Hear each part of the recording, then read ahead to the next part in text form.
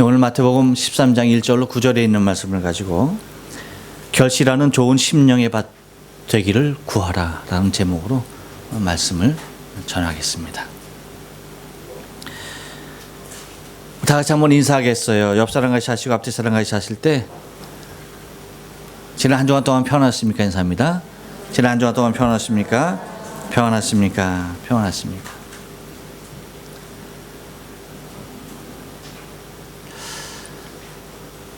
저는 언젠가 기회가 된다면 쓰고 싶은 책이 좀 있습니다.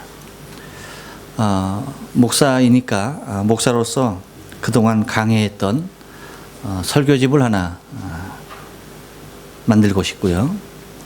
또 이제 그 매주 한 편씩 써왔던 시들도 또 글들도 모아서 하나 시집 하나 정도 만들고 싶고요. 그리고 또 그냥 아무렇게나 막 눌러댄 사진이지만 그래도 나름 마음에 와닿는 사진들이 있어서 그것들과 더불어서 그냥 걸적거렸던 글을 모아서 하나 산문집 하나 정도 내는 그러한 소망이 있습니다. 주위의 여러 사람을 통해서도 책을 내라는 말을 많이 들어요. 근데 그냥 낼 수 있는 건 아니죠. 네. 유명 인사라고 한다면 뭐 출판사에서 와서 다 자기네가 알아서 판권의 인쇄까지 다 알아서 이제 조율을 할 텐데 저야 제 돈을 들여서 만들어야 하는 거거든요. 근데 그렇게 만들려고 하는 사람들 중에 목사님 제가 한번 돈을 댈게 한번 만들어 보세요 하는 사람은 아직 없었습니다. 지금으로부터 약 한 30여 년 전에 제가 약관의 때에 그때도 사실은 쓰고 싶었던 책이 하나 있었습니다. 여러분들 놀라지 않아요? 제가 20세 되는 때에 쓰고 싶었던 책이 있다니까요. 읽고 싶었던 책이 아니라 쓰고 싶었던 책이 있다니까요. 별로 감동이 없고 놀라지도 않는 걸 보니까 깜짝 놀랐어요. 진짜요? 근데 감탄의 소리가 안 들려요. 전혀 리액션이 없는 거 보니까 에이 뭐 그냥 그 정도 지나가는 것 같아요. 정말 하나 있었습니다. 정말 한 책이 있었는데 그게 뭐냐면 약 한 적으면 300페이지 많으면 500페이지 정도의 책을 좀 내려고 했어요. 근데 그 책 제목이 뭐냐면 당신은 착각하고 있습니다 라고 하는 책입니다. 그 분량을 다 어떻게 채울 건가, 우리 목사님이 20살 되던 때에 그 약관에 어떻게 뭐가 얼마나 적어서 그 내용을 다 채울 것인가. 근데 여러분 놀라지 마십시오. 책 제목과 내용은 똑같은 책을 제가 구상을 했었습니다. 책 제목이 뭐였다고요? 당신은 착각하고 있습니다. 근데 내용도 당신은 착각하고 있습니다. 당신은 착각하고 있습니다. 당신은 착각하고 있습니다. 당신은 착각하고 있습니다. 1페이지를 넘어도 2페이지에 가서도 당신은 착각하고 있습니다. 그걸 갖다 300페이지를 길게는 500페이지의 책을 내려고 했었습니다. 물론 알아요. 상당한 착각을 하고 있었구나 목사님 자체가. 근데 그것을 왜 그런 책을 쓰고 싶었느냐라고 할 때에 이유는 충분히 있었습니다. 사람들을 보니까 정말 어린 나이 아닙니까? 20살이면. 근데 많은 사람들이 정말 수없이 많은 착각 가운데 살아가는 것을 제 눈에 보이는 거예요. 삶 자체가 착각인 것을 모르고 살아가고 있는 수없이 많은 사람들의 모습이 제 어린 그 나이에 그 혈기 많은 그 청년의 눈에 보였던 것입니다. 그래서 정말 그 책을 내가 이 책을 한번 써서 사람들이 읽어갈 때에 몇 페이지 어느 줄 몇째 줄에서는 모르겠지만 정말 내 자신이 착각하고 있다고 하는 사실을 깨닫게 되기를 원하는 그런 간절한 소원을 가지고 말도 안 되는 책을 만들어내려고 했었던 그런 기억이 납니다.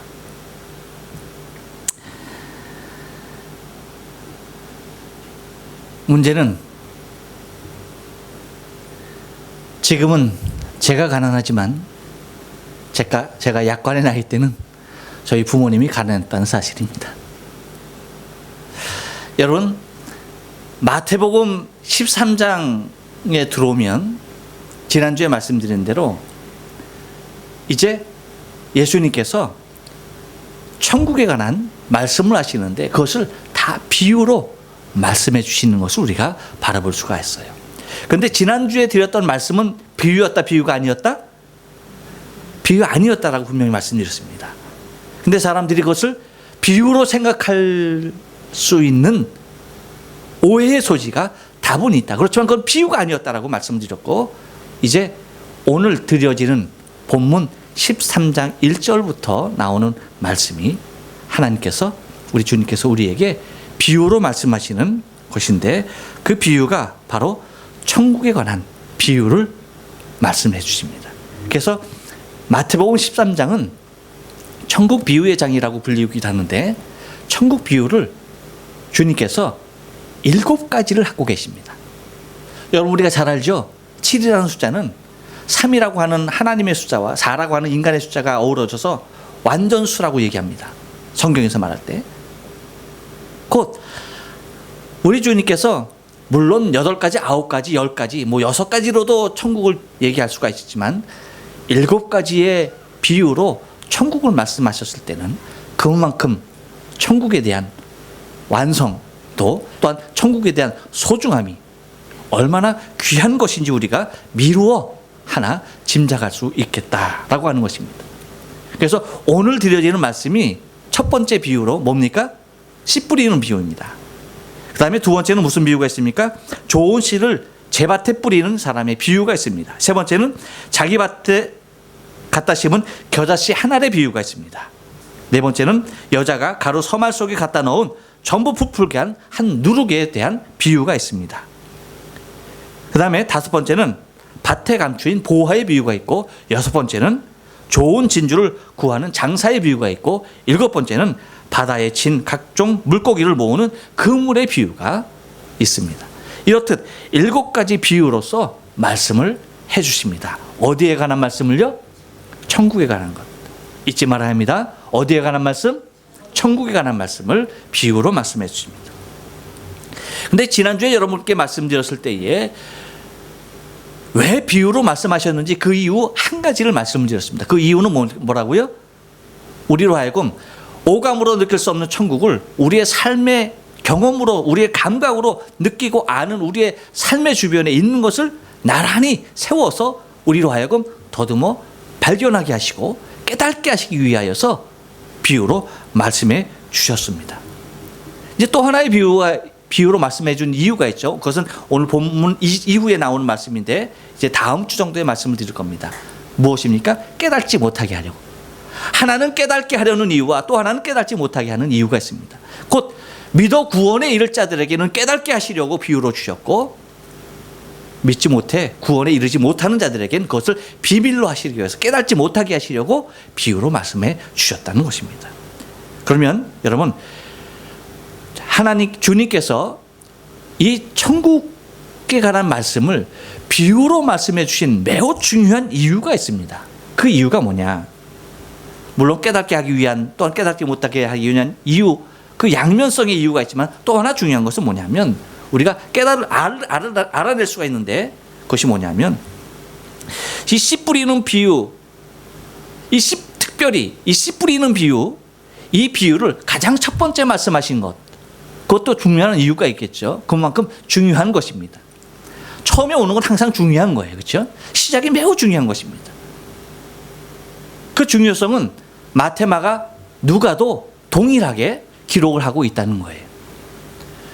여러분, 예수님이 행하신 기적을 사복음서에서 나란히 똑같이 동일하게 기록하고 있는 것이 뭐라고 그랬어요?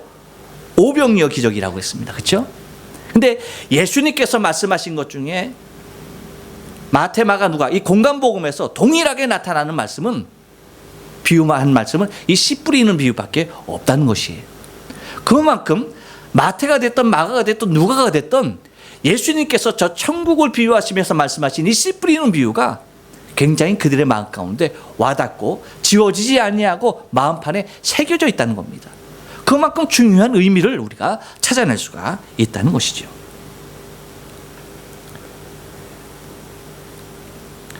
그래서 우리가 알아야 할 것은 또한 여러분, 성경 전체에서 말씀하시길 원하시는 것이 무엇이냐라고 할 때 뭡니까 여러분? 신구약 성경에서 전체에서 말하라고 하시는 하나님의 가장 중심적인 내용은 뭡니까? 하나님 말씀하시고자 하시는, 주님이 말씀하고자 하시는 가장 중요한 것이 뭐예요? 그게 뭐죠? 옆 사람이 얘기해 줍니다. 우리 다 알아요. 천국입니다. 자기에게 얘기했어요? 네, 그래요. 천국입니다, 여러분. 천국. 성경에서 말하고자 하는 가장 궁극적인 말씀은 뭐냐? 천국입니다. 이걸 우리가 잊지 말아야 돼요. 그래서 여러분, 예수님께서 이 땅에 곧 신구약 성경을 통해서 증거하고 있는 분이 예수 그리스도 아닙니까? 근데 예수 그리스도 그분이 오셔서 하신 일들을 보면 처음에 와서 하시는 공생의 사역으로 처음 하신 말씀이 뭐예요? 회개하라, 천국이 가까웠다라고 하면서 무엇을 선포하십니까? 천국을 선포하십니다. 그리고 주님께서 마지막 공생애를 마치시는 골고다 십자가상에서 말씀하실 때 한편 강도를 향해서 말씀하십니다. 네가 오늘 나와 함께 어디에 있으리라? 낙원에 있으리라. 천국에 있겠다라고 하면서 마지막 한 생명까지 자신의 옆에 있는 그 한 생명의 구원을 위해서 저 천국을 말하면서 당신의 사역을 마무리하시는 것을 바라보게 되어져. 이렇듯 처음부터 마지막까지 주님이 말씀하시는 이 성경에서 말하고 있는 하나님이 가장 중심되게 말하고 있는 것은 천국입니다. 근데 언젠가 여러분에게 말씀드린 기억이 나는데 왜 천국에 관한 메시지가 그만큼 흔치 않느냐? 사람들이 관심이 없어요. 이 땅이 천국을 알아요. 천국은 그냥 피상적인 모습으로 생각하고 있습니다. 실질적으로 우리가 가서 살아야 할 영원한 우리의 거처로 바라보지 못하고 있다는 거예요. 여러분, 천국은 우리가 영원히 살아야 할 하나님의 나라임을 믿습니다. 그래서 이 비유로 말씀하시는 이유 중에 또한 우리가 아까 말씀드린 대로 여러분 마태복음 13장 15절 말씀 보면 그렇게 얘기합니다. 곧 엄선하기 위한 모습이 있죠. 이 백성이 마음이 완악하여져서 그 귀는 듣기에 둔하고 눈은 감았으니 이는 눈으로 보고 귀로 듣고 마음으로 깨달아 돌이켜 네게 고침을 받을까 두려워함이니라 하였느니라 라고 말하고 있습니다. 그러므로 여러분, 그만큼 천국은 매우 중요하고 엄선된 자만이 들어갈 수 있는 곳임에 대하여서 주님이 힘주어서 말하고 있다는 것입니다. 그렇다고 한다면 여러분, 우리가 오늘 본문을 통해서 이 마태복음 13장, 특별히 13장 23절까지의 말씀 속에서 보면 주님께서 반복적으로서 말씀하시는 한 가지의 단어가 나옵니다. 그것이 뭐냐면 깨닫는다는 거예요. 깨닫는다. 깨닫게 하기 위해서 깨닫게 하지 못하기 위해서 깨닫는 자는 이라고 하면서 깨달아야 할 이유에 대하여서 왜 깨닫는 것에 대하여서 계속 얘기하느냐라고 말합니다. 그래서 깨달아야 할 것들에 대해서 얘기하고 있는데 그것은 여러분 왜 무엇을 깨달아야 하느냐라고 할 때에 우리가 착각하고 있는 것들을 중에서 깨어나야 할 것들이 있다는 것입니다. 그래서 오늘 본문의 말씀도 여러분 우리가 잘 살펴보면 네 가지 밭이 나오죠. 그렇죠? 네 가지 밭이 나오는데 이 네 가지 밭, 이것은 밭이라고 하는 것은 주님께서 말씀하시길 사람의 마음이라고 얘기하고 있습니다. 사람의 마음이 곧 사람의 마음이 네 가지 형태가 있다라고 하는 것입니다. 근데 내 마음은 도대체 어떤 밭이냐라고 하는 것에 대하여서 주님은 먼저 철저히 자각하기를 원하셨던 것입니다.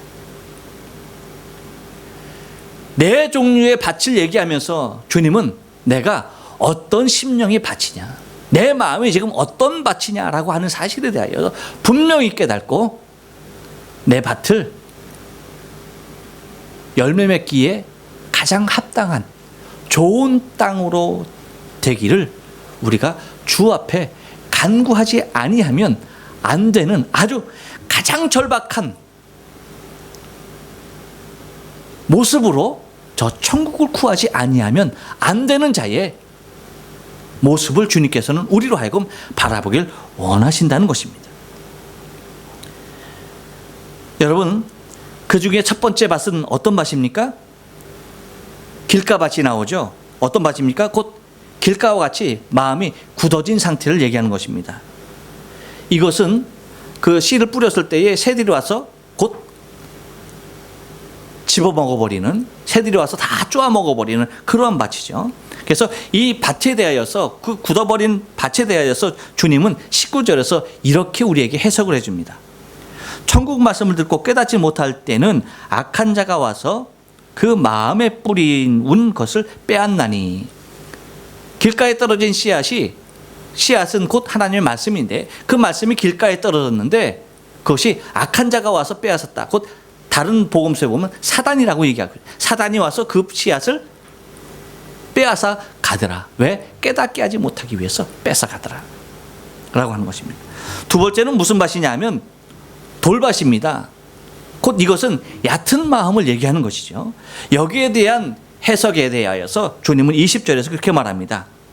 돌밭에 뿌렸다는 것은 말씀을 듣고 즉시 기쁨으로 받되 그 속에 뿌리가 없어 잠시 견디다가 말씀으로 인하여 환난이나 핍박이 일어날 때에 곧 넘어지는 자다라고 말합니다.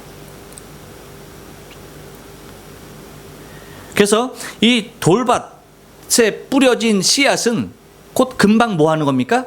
싹이 나는 거예요.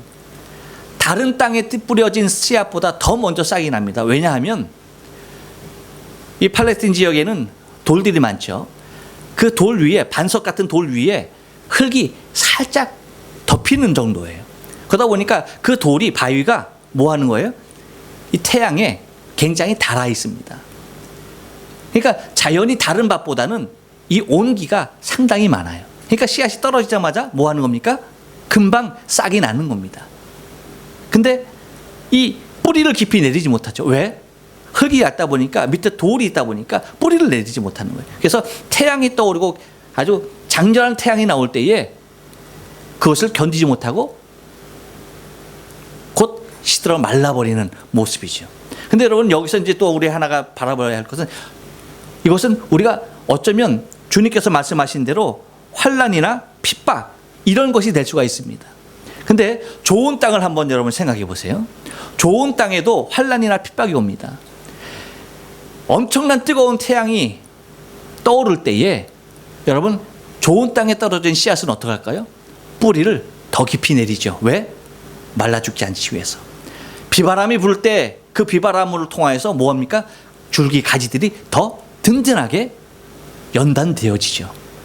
깊은 뿌리와 튼튼한 줄기 가지가 연단을 통해서 강하여지게 만드는 것입니다.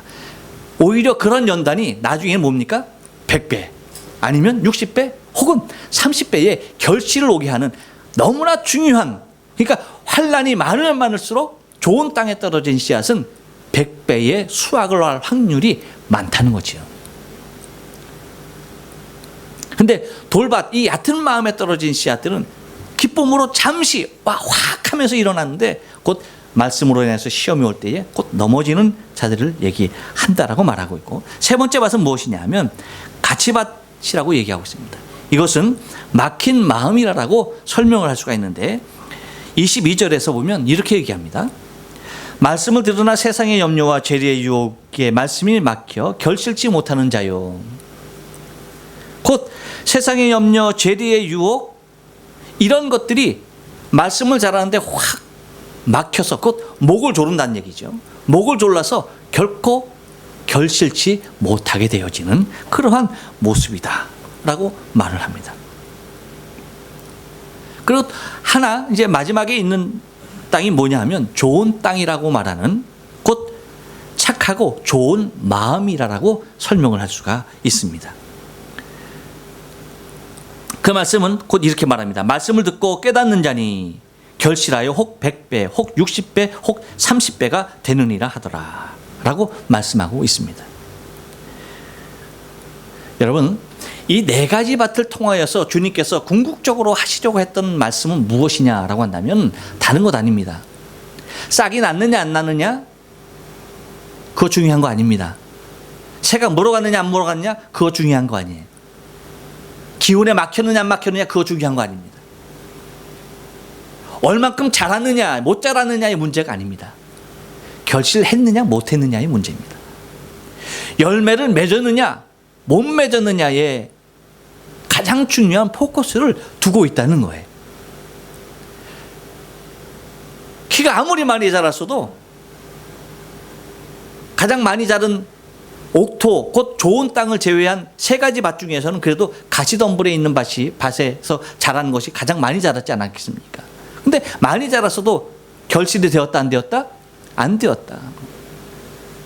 아무리 많이 자랐거나 아니면 싹도 내지 못하고 물려간 그런 밭이나 상관이 없다는 겁니다. 동일하다는 거예요. 어떤 모습에서 열매 맺지 못했다는 모습에서 동일하다는 것입니다. 곧 네 가지의 마음의 밭, 이 모습을 통해서 주님이 말씀하시려고 하는 것, 그것은 반드시 열매에 있다라고 하는 사실을 우리가 깨달아야 되고, 좋은 땅을 제외한 나머지 세 가지의 땅에서는 곧 열매 맺지 못했다는 것입니다. 오직 좋은 땅에서 100배 혹은 60배가 되었든 혹은 30배가 되었든 거기서 결실했다는 것입니다. 그렇다고 한다면 여러분, 우리가 여기서 바라봐야 할 것은 주님께서 분명히 이 네 가지 밭의 비유를 천국의 비유를 한 것인데, 곧 밭은 사람의 마음이라 라고 정의를 분명히 해주셨는데, 그러면 어떤 밭이 천국의 소유자가 될까라고 하는 것입니다. 어떤 밭입니까? 어떤 밭? 좋은 밭, 좋은 땅입니다. 나머지 세 가지의 땅은 천국에 들어갈 수 없는 마음들입니다. 오직 결실하는 마음만이 천국에 들어갈 수 있다는 것입니다. 이것은 주님께서 분명하고 단호하게 말씀하신 것입니다. 나 싹 내고 이만큼 자랐는데요, 의미 없다는 것입니다. 왜? 씨앗은 하나님의 말씀이고 그 말씀은 당신의 생명이십니다. 그 생명으로 우리의 생명을 샀는데, 우리의 생명이 또 다른 생명 30배, 60배, 100배의 결실을 하지 아니하면 우리는 천국의 주인이 될 수 없다는 것입니다. 그래서 마태복음 21장 43절에서도 주님은 이렇게 말하죠. 그러므로 내가 너희에게 이르노니 하나님 나라를 너희는 빼앗기고, 이거 유대인들에게 얘기하는 거죠. 그러면서 뭐라고요? 그 나라의 열매 맺는 백성이 받으리라. 할렐루야. 하나님 나라 누가 받는다고요? 그 나라의 열매를 맺는 자들이 받는다라고 말합니다. 그것뿐만 아닙니다. 마태복음 7장 19절에서도 주님은 분명히 말씀하시죠. 아름다운 열매 맺지 아니하는 나무마다 찍혀 불에 던지우리라. 그러니까 열매 맺지 아니하는 나무마다 다 찍혀서 불에 던지운다 라고 얘기하고 있는 것입니다. 오직 아름다운 열매를 맺는 나무만이 존속할 수 있다는 것입니다. 그러면서 20절에서는 이러므로 그의 열매로 그들을 알리라 라고 말씀하십니다. 그래서 갈라디아서 5장 22절에서도 23절까지 말씀하시는 거 보면 성령의 열매에 대해서도 말씀하고 있는 것을 바라보게 됩니다. 성령께서 우리 안에서 맺혀지는 것도 다 열매인 것입니다. 우리가 다 알듯이 성령의 열매는 사랑과 희락과 화평과 오래 참음과 자비와 양선과 충성과 온유와 절제니라고 그렇게 말씀하고 있습니다. 곧 열매는 말씀으로 살아난 생명을 의미하고 있습니다. 이 생명의 열매를 내 자신이 맺고 있는가라고 하는 것입니다.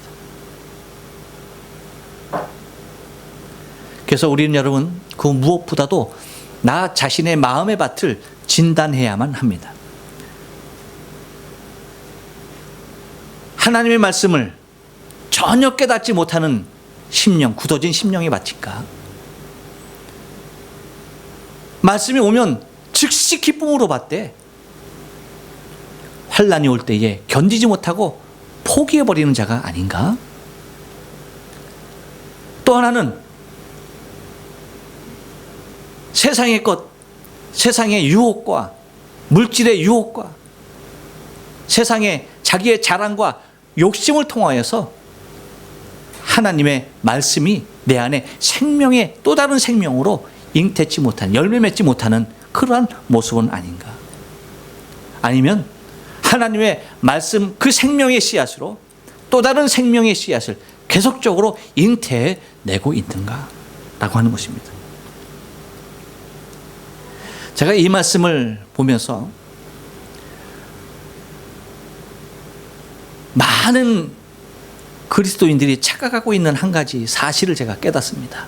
그리고 또한 많은 목사님들이 설교를 할 때에 이 부분을 우리의 의지적인 모습에 매우 강조를 하면서 설교하는 것들을 봐요. 제가 제 설교도 모니터하는 사람이 결코 아니고요. 그리고 누구의 설교도 제가 보는 사람이 아닙니다. 근데 이번에는 제가 수없이 많은 사람들의 설교를 제가 들었습니다.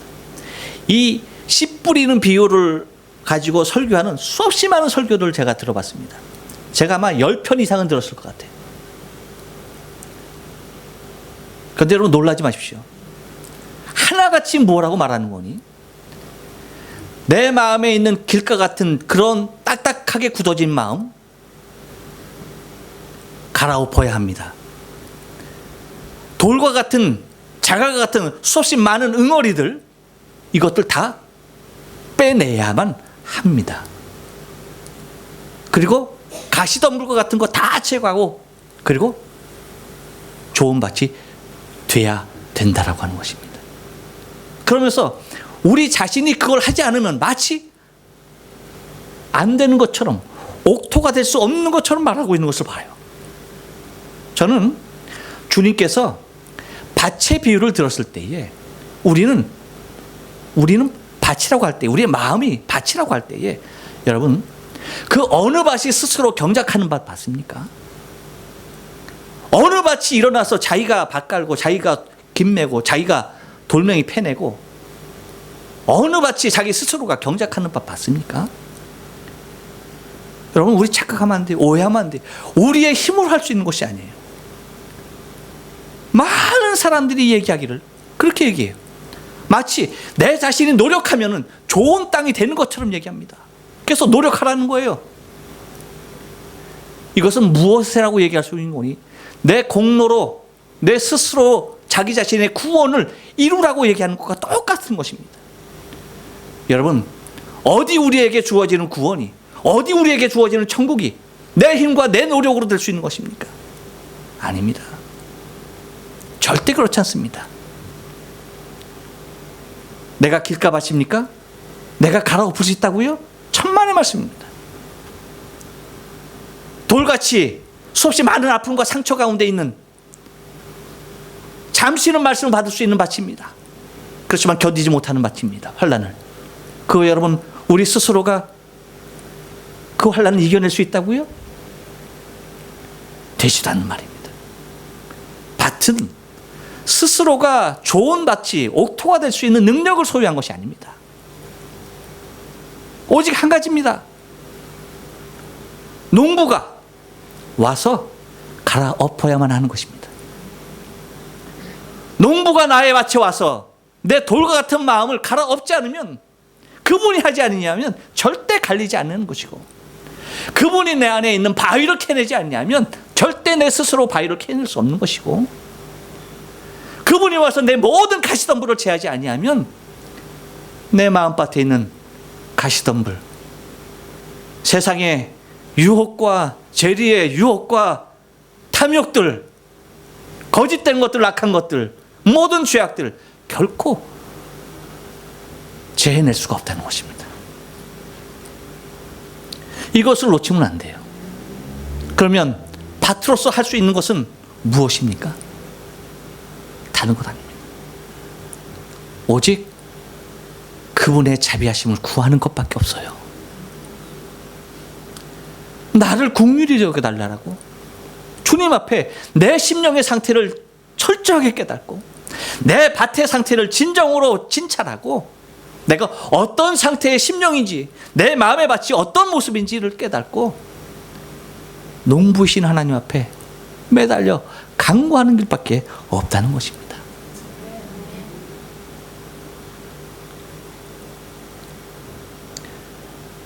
결코 내 공로나 내 노력으로 이루어지는 것이 결코 아닙니다. 구원은 내 힘과 내 능력, 내 공로로 이루어지는 것이 결코 아닙니다. 우리가 잘 알듯이 구원은 믿음으로 받는 것입니다. 내 힘과 내 능력으로 받는 것이 결코 아닙니다. 그분이 해놓으신 그 구원의 업적을 내가 믿음으로 그분 앞에 나갈 때에 그분이 나를 긍휼히 여기셔서 그분의 보혈로 우리의 모든 죄를 사하시고 나 자신을 구원해 주시는 것입니다. 농부가 밭을 갈아 엎어야만이 좋은 땅이 될 수 있음을 우리가 바라봐야만 하는 것입니다. 곧 나를 좋은 땅이 되도록 갈아엎어 주옵소서. 나의 이 굳어진 마음, 돌같이 딱딱해진 마음, 세상의 가심덕으로 가득한 이 마음을 주여 긍휼히 여기시고 나를 좋은 땅으로 만들어 주옵소서. 누가는 이 좋은 땅의 모습을 그렇게 말합니다. 착한 마음,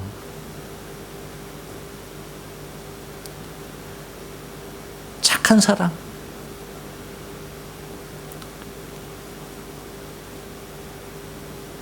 누가 만들 수 있다는 것입니까? 농부 대신 우리 아버지만이. 그러나 여러분, 천국은 하나님께서 택한 자들, 좋은 땅으로 되어 열매 맺는 자들만이 들어갈 수 있는 하나님의 나라인 것을 기억하면서 내가 열매 맺지 못하는 땅이라고 한다면 여러분, 그것이 무슨 땅이든 상관이 없습니다. 나를 경작해서 나를 좋은 땅으로 나를 옥토로 만드실 분은 오직 주님 한 분이에요. 말씀의 씨를 뿌리는 분이 예수님 당신이라고 말씀하셨습니다. 그분이 농부십니다. 그분이 나의 심령의 밭을 개간하고 옥토로 만들어 그때 말씀이 내 안에 결실되어져 100배 더러는 60배 또는 30배의 결실을 볼 수 있도록 열매를 맺을 수 있도록 도와달라고 그분의 자비와 긍휼을 구하지 않으면 안 되는 것입니다. 바라긴 동경연합장로교회 모든 저와 여러분은 다 천국의 주인공이 되길 원해요. 그 한 사람도 좋은 땅이 되지 못하여서 열매 맺을 수 없는 땅이 되지 못하여서 멸망받는 일이 없기를 바랍니다. 여러분, 이 네 가지의 밭은 세상을 얘기하는 것이 아닙니다. 세상에 있는 다른 심령들을 얘기하는 것이 아니에요. 씨가 뭐라고 그랬어요? 말씀이라고 그랬죠. 지금 이 말씀이 떨어지고 있는 교회 안에 있는 심령의 밭을 얘기하는 것입니다. 기억하시고 내가 어느 밭인가 착각하지 마시고 진단하셔서 하나님 앞에 우리가 더 간절한 모습으로 저 천국의 주인공이 될 수 있도록 좋은 땅 되어서 30배, 60배, 100배의 결실함이 있는 아름다운 우리의 신앙의 삶, 복된 천국의 삶 이루시길 주의 이름으로 축원합니다. 기도하십니다.